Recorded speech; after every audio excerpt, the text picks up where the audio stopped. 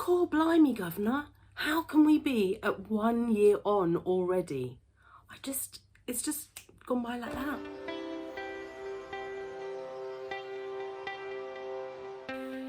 So welcome back to Selfcare Karen. This is my channel all about my journey of self-care, where I'm trying to find as much joy as I can. That's how I measure success.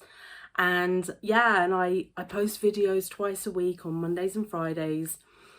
And some are meditation videos, guided meditation, and some have got a more beauty skincare slant to them, beauty product skincare slant, some law of attraction stuff thrown in for good measure. I actually have a couple of books that I read out loud as well, children's books, when I was sort of trying out different things when I first started this channel. And today's video is about this journey that I've been on in the last year, and I really cannot believe it's been a year, but hey ho, that's what that's what my records tell me. I'm more than 100 videos in. Who knew when I did this, when I started this a year ago, that I would be here today in this way? And I'll explain a little bit more as we go along. But you know, it really has been a transformational time for me, and I wanted to speak to you about some of the key things, that lessons learned and experiences that I've had in the last 12 months after, you know, starting up this channel, which was a long held dream for me. I guess the first thing I want to mention before I get into kind of any lessons learned is that I, for many years, wanted to have a YouTube channel, and I wanted to at that time I was really thinking, when I first started thinking about it, I wanted to have a beauty channel. But when I got started, I also thought, oh, you know what, I want to share what I'm learning around meditation and affirmations and stuff. So that's kind of why I've got this split personality to the channel, but it's all under the umbrella of self-care. I think it fits quite nicely. But what I wanted to say was that, you know, I had this dream for a long time, but I never really had the courage, I guess, to really take a step forward into it. But I was working with my coach. I was trying to sort of get ready to, I'd taken redundancy, and I was, after spending a long time working for one company, and I was just sort of reassessing and trying to prepare for a new job search. And she was, you know, she was just questioning me, what do you really want to do? Because, you know, I think, as she rightly says, if you really understand the purpose that you have, who you want to be, you know, everything else should flow from that, right? And, you know, that's how you can live your life in joy. So yeah, and I shared that with her, and she's like, you know, what's stopping you? And really, I took a moment and I thought, yeah, what is stopping me? Is it the fear of failure? I mean, that's ridiculous, right? Because then I'm just projecting something. I'm paving the way for something negative. It doesn't have to be that way, right? Anyway, so within like the space, really short period of time, I started the channel. I got a logo created. I worked out how you upload onto YouTube. I probably didn't do as much research as I should have done. I'll talk about that in a sec. And I got a website set up, because I wanted to have like a brand that I could, you know, build on. That much I knew, right? And I came up with a name, and, you know, I'd been tossing names around for a while in my mind, like, if I were to open up a channel, what would I call myself? But, you know, I established it would be Selfcare Karen, and there were quite a lot of iterations, like Cheapskate Karen, and which felt a bit negative, and other names that I floated, and I stuck on Selfcare Karen. So yeah, it was quite fast. It was a week, 10 days from saying to my coach, yes, I want to do it, to uploading my first video. And yeah, now if I look back at that video, I think, you know, I've come a long way in terms of how I, you know, how I actually set up and prepare and actually the content and all that stuff of my videos. But hopefully you see progression too. You know, by all means, go back and take a look at some of the earlier ones. But, and you know, practice does make perfect. That is absolutely true. And I guess the thing about it being so fast was it felt so right.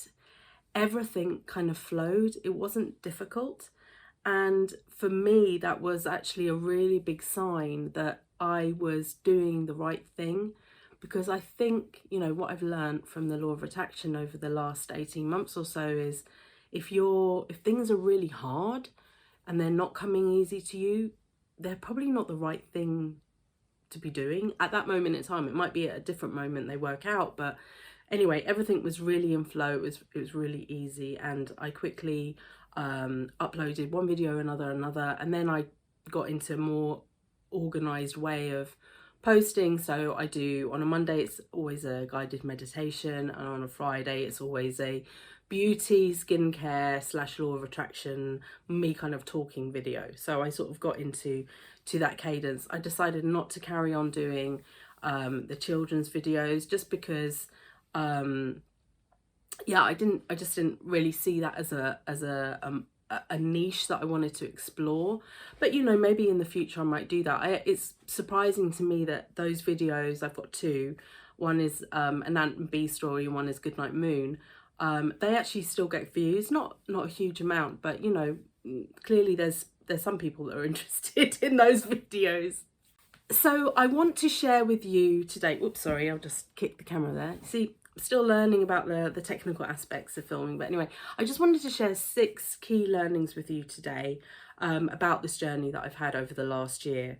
And they're not really in any particular order, but before I kick off, I do actually want to say, I probably didn't say it just now when I was talking about my coach, but I am so grateful to having Sue Patel in my life. I am so pleased that I followed my intuition and signed up for a coaching program with her, and I am absolutely so appreciative that I now work with her. You know, I'm part of a group coaching program that we run every couple of months, which is amazing, so transformational. And also, you know, I have her in my life because I'm connected to her in many different ways, and she's just so amazing, empowering, fabulous, audacious woman. Love her.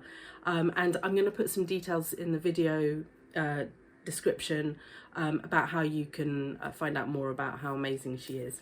So the first point I want to make is, and it kind of links back to the gratitude that I have for Sue.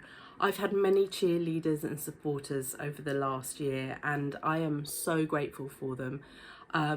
People have given me their views, their criticisms, their critiques, their, you know, the good, the bad, the ugly, and I just welcome it all, and I'm so thankful for it all. So I've had great support from lots of different areas in my life. And from the journey that I've been on, I've also created or been part of creating sort of smaller communities to support different aspects of what I'm doing. So that's really important. I would say that not everyone has been supportive, and that's fine. You know, that's them. I'm not going to make them wrong. And actually that is, I just think it underlines that this isn't for everyone. You know, what I'm doing is not for everyone, and that's fine, because for sure I know what I'm doing through my channel, through my website, through my Etsy shop, it does please a lot of people. So, you know, that it's not pleasing everyone, that's fine. We're all different. We all have different tastes and likes and needs and all of that stuff. So anyway, I want to say a big shout out of thank you to my cheerleaders and some of my supporters, and also to my naysayers. So I mentioned that, you know, I have received feedback, I've received critique. Sometimes I've requested it specifically, directly, and sometimes it's just been forthcoming. I think the second key learning, if you like, for me has been being open to that advice, because I have been able to grow so much from listening to the advice of others. Now, obviously, I don't always do everything it doesn't always feel right, or, you know, I research it and I don't think that's the way to go. but I am definitely open to advice. And I would say that I've actually formally requested feedback for my YouTube channel, for my Etsy shop, for my Pinterest account as well, just to really try and level up a bit there, because you know that's not my technical expertise. You know, I've been 20 years as an HR professional, so what do I know, about the technicalities of search engine optimization? Learned a lot in the last year, learned a lot.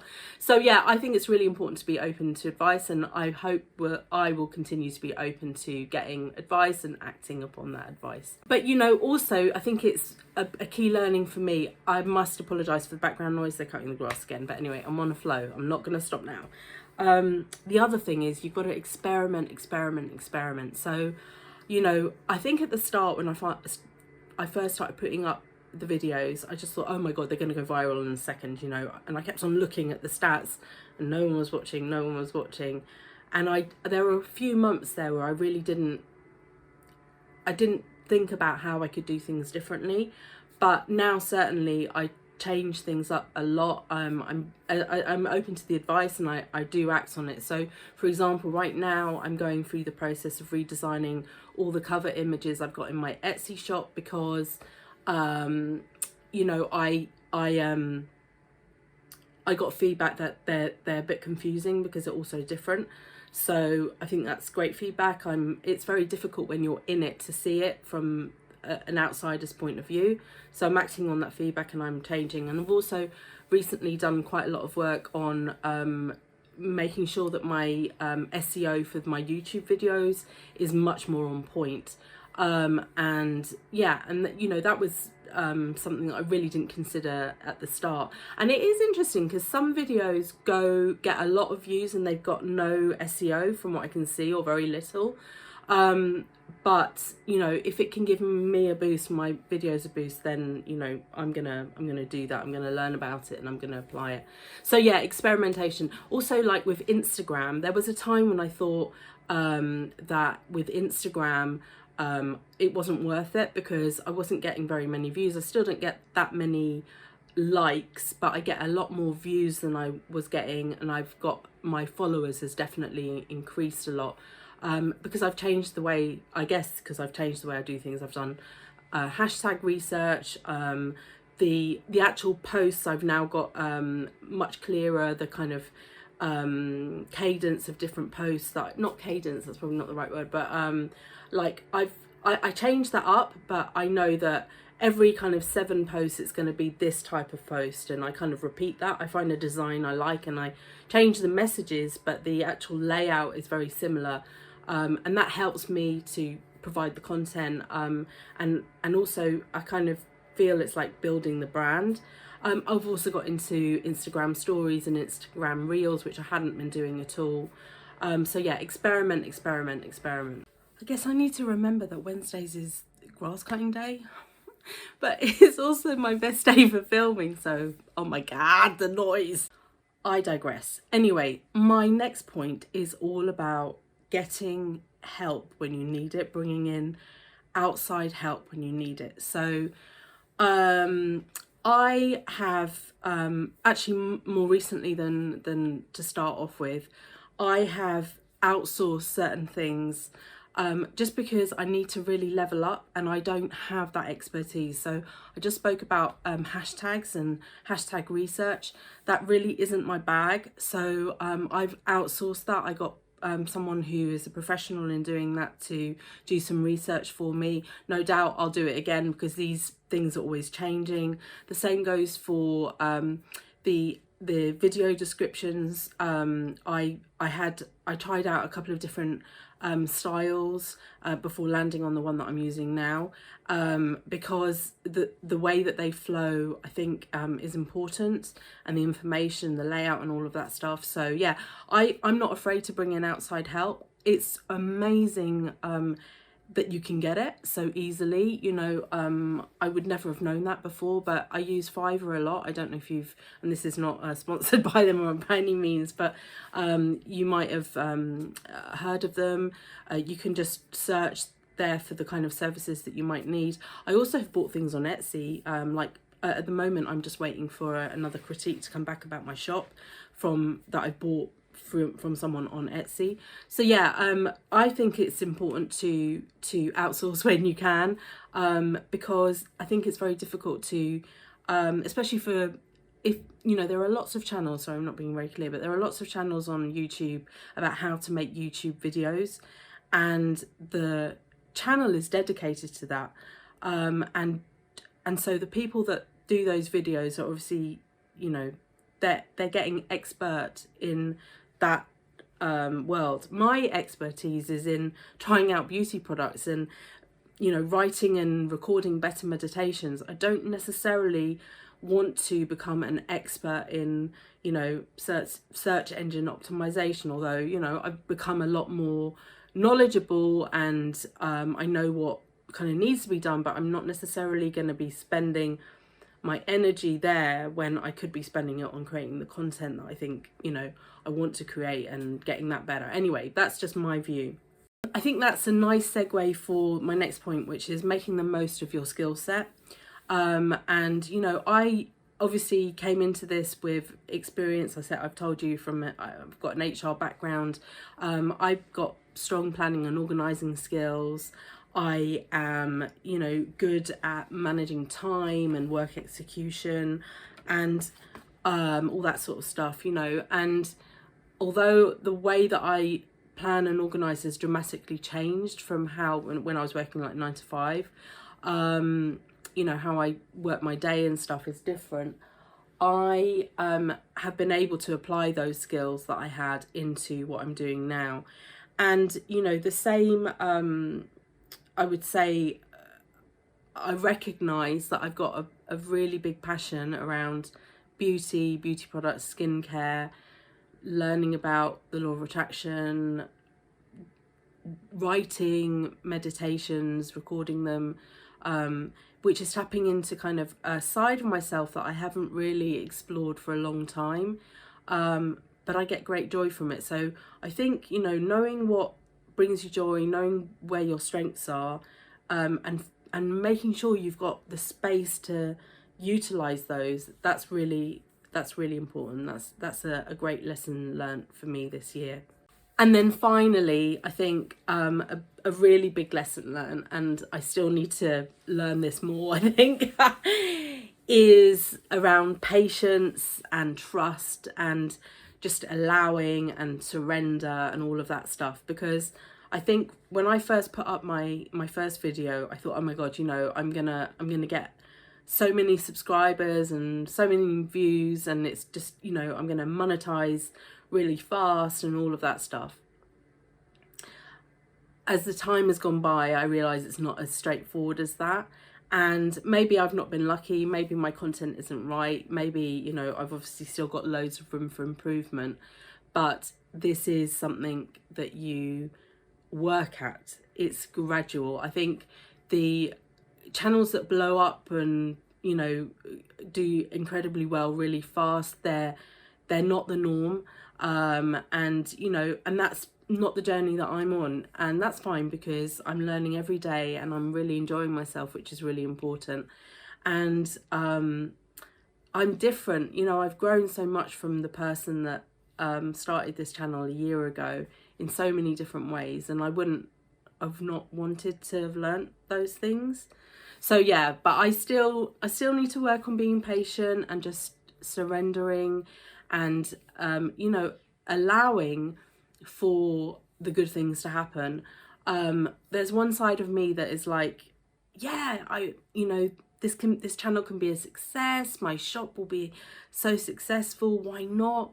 And then there's another side of me, which is like the inner critic, was like, really, are you crazy?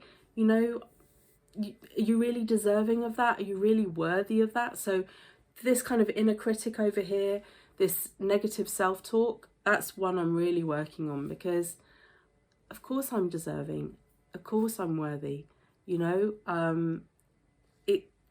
You know, we all are. We all are deserving and worthy of what we want, what we desire. But if we don't believe that and we don't allow for that to happen, then it won't, because we're creating our reality. So yeah, that's really hard. It's a really hard thing to get my head around, particularly as I think, you know, we're programmed from a really young age that success is just for the few and far between, and you know, there's a lot of negative connotations around being successful.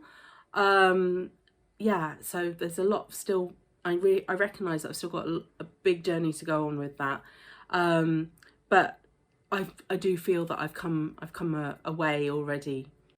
So anyway, those were the lessons that I've learned over the last year, or some of them anyway. There are many more, but I don't want to create like a 5-hour long video. But yeah, I just thought I'd share those with you, kind of to mark a year of having this channel. And yeah, just you can find me. I've spoken about my website. You can find me on Instagram. I've got an Etsy shop. I've got a mailing list called the SCK Tribe, and actually if you join that mailing list now, you'll get a free meditation script. And yeah, I just want to thank you so much for being here. Thank you for being part of my journey. I hope you enjoyed today's video, and yeah, it'd be lovely to hear your comments. Oh, maybe not hear them, but read them. You can put them in the comments section, and I really look forward to seeing you again soon. Please remember, you are in perfect time. See you soon.